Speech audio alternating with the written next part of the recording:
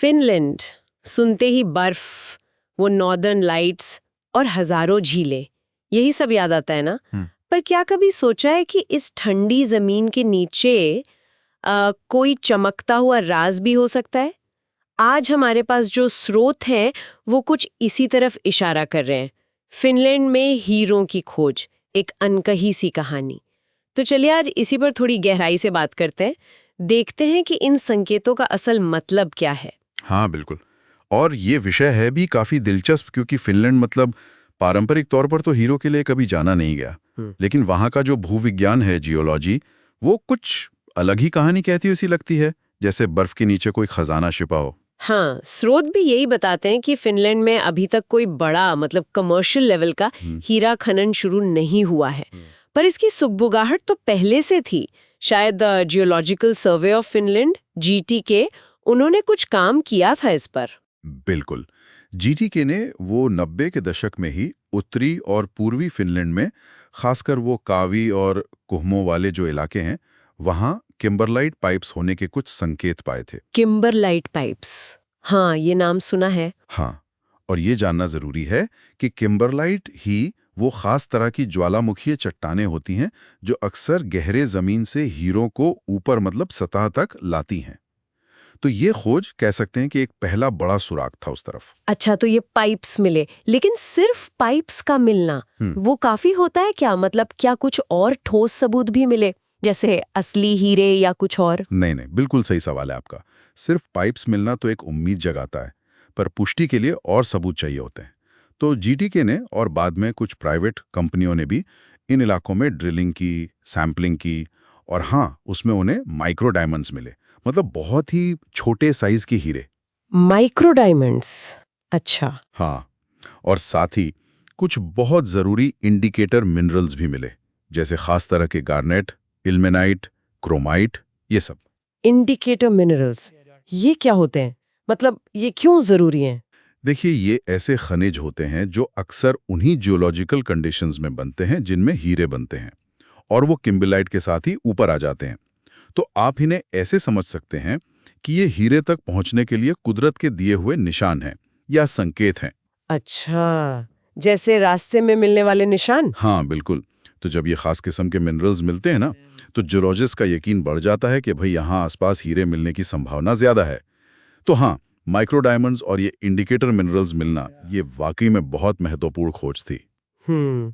तो इन सब खोजों को देखते हुए क्या लगता है, क्या फिनलैंड अगला बड़ा हीरा उत्पादक बन सकता है, जैसे आज हम कनाडा या बोत्सवाना का नाम लेते हैं हीरों के लिए?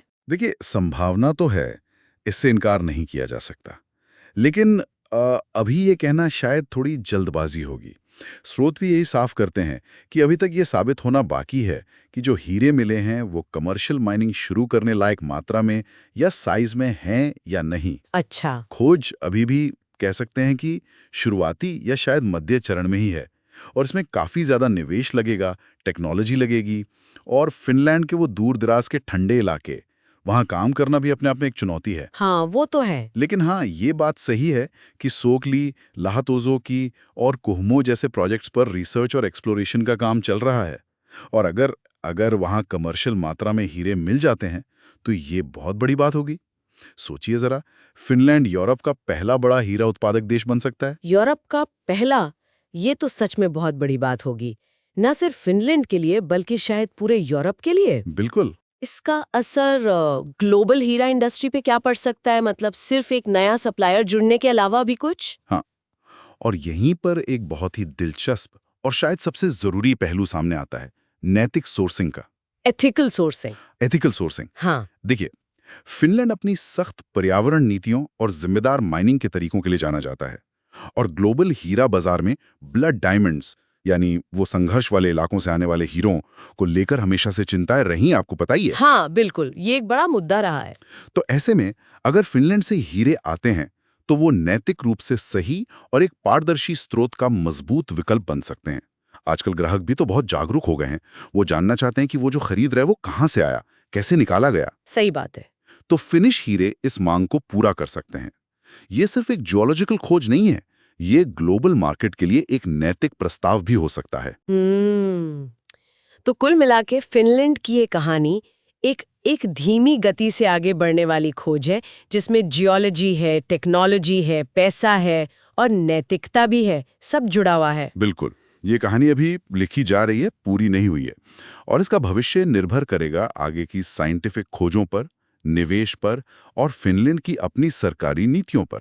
यहाँ एक बड़ा सवाल यही है, और शायद सबसे अहम सवाल, कि क्या फिनलैंड अपनी पर्यावरण के प्रति सजग रहने वाली इमेज को बनाए रखते हुए इस संभावित संसाधन का फायदा उठा पाएगा?